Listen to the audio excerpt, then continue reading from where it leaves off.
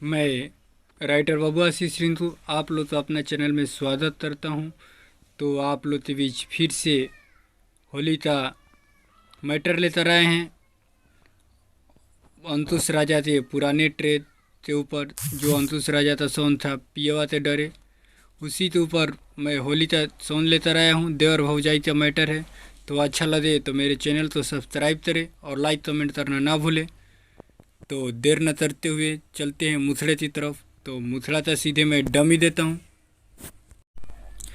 डलले बचोलिया में रंगवा लस लस तरे, आ बतिया न मानता देवरवा लाल पियरे भरे।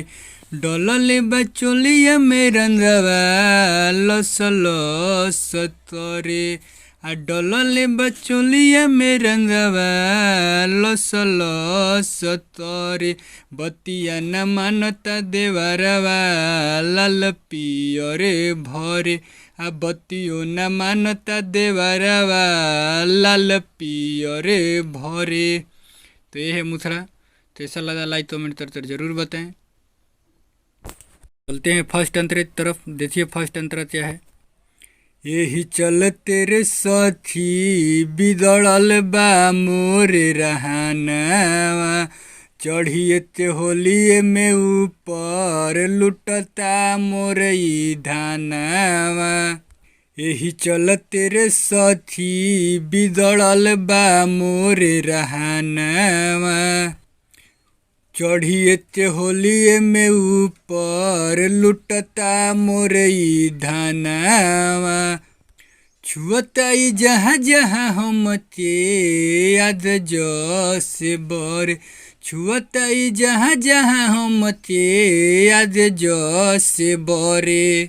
बतिया न मानता देवरवा लाल पियरे भरे, आ बतियो न मानता देवरवा लाल पियरे भरे। आ बतियो न मानता देवरवा लाल पियरे भरे। असपिया श्याम सत्यम होलियो में नई थे हो आइल, ओही से देवरे आदिशाही बाड़े हो बौराइल। असपिया श्याम सत्यम होलियो में नई थे हो आइल, ओही से देवरे आदिशाही बाड़े हो बौराइल। बबुआ शिशरिन को राहुल पंजवा में धरे, बबुआ शिशरिन को राहुल पंजवा में धरे। आ बतिया न मानता देवरवा लाल पियरे भरे, आ बतियो न मानता देवरवा लाल पियरे भरे। आ बतियो न मानता देवरवा लाल पियरे भरे। आ डलले बचोलिया में रंगवा लस लस तरे, आ डलले बचोलिया में रंगवा लस लस तरे।